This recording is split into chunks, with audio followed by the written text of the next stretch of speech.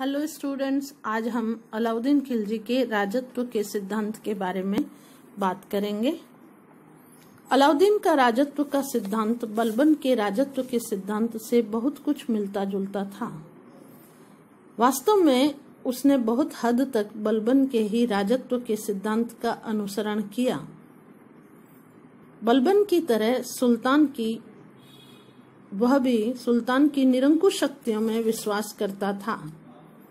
वह अपने कार्यों के लिए सुल्तान को केवल ईश्वर के प्रति उत्तरदायी समझता था तथा पृथ्वी पर ईश्वर का नायब होने का दावा करता था।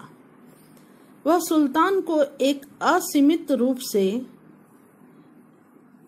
स्वेच्छाचारी शासक समझता था, जो किसी भी कानून से बंधा हुआ नहीं होता था, किसी भी भौतिक प्रतिबंध के अधीन नहीं था और वह अपने अलावा किसी का भी मार्गदर्शन स्वीकार नहीं करता था।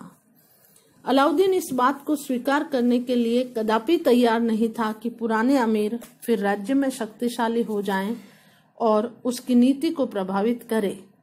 वह पूर्ण रूप से उनको अपना सेवक बनाकर रखना चाहता था, इसलिए उसने उनको इतना आतंकित कर दिया कि किसी भी अमीर में इतना साहस नहीं रहा कि वह उसे किसी भी प्रकार की सलाह दे सके। सुल्तान किसी भी भौतिक प्रतिबंध के अधीन नहीं था और किसी के भी मार्गदर्शन की आवश्यकता नहीं थी।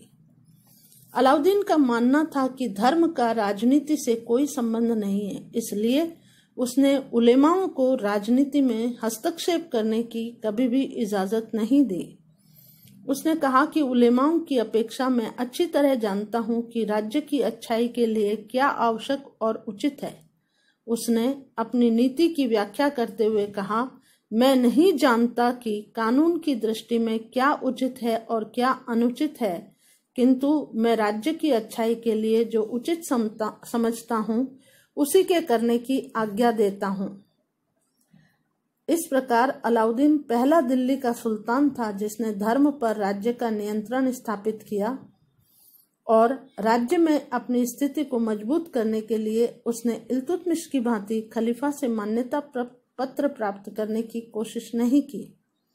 फिर भी अपने पूर्ववर्ती सुल्तानों की भांति वह सदैव अपने आप को खलीफा का नायब मानता रहा और उसने यमीनुल खिलाफत नासिर ए अमीरुल मोमिनीन की उपाधि धारण की और इस प्रकार अलाउद्दीन ने एक कठोर शासन व्यवस्था की स्थापना की। इस शासन व्यवस्था के अंतर्गत उसने अपने प्रशासनिक कार्यों के लिए सेना को सुसंगठित किया, गुप्तचर व्यवस्था को काबिल बनाया, अमीरों को नियंत्रित किया और प्रशासनिक कर्मचारियों और अधिकारियों पर कठोर नियंत्रण स्थापित किया।